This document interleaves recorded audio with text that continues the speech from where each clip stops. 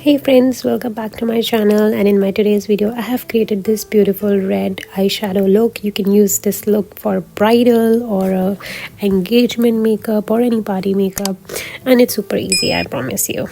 So the very first step is using an eyeshadow palette, and we are using Morphe 3502 palette, and I'm going in with the dark red eyeshadow on a fluffy blending brush.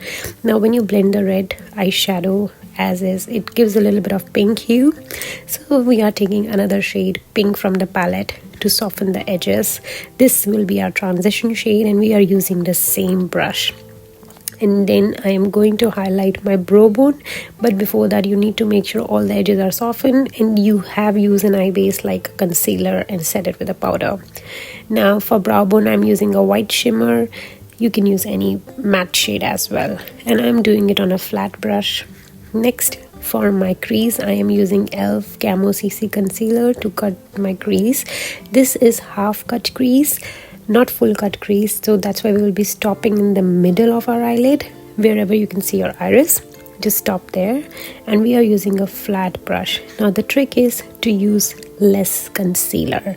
Less is more for cut crease.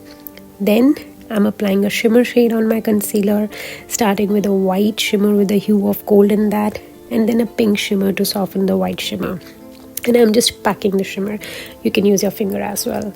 And in my lower eyelid I started with a brown shade, but later on I ended a little bit of I used a little bit of red shade.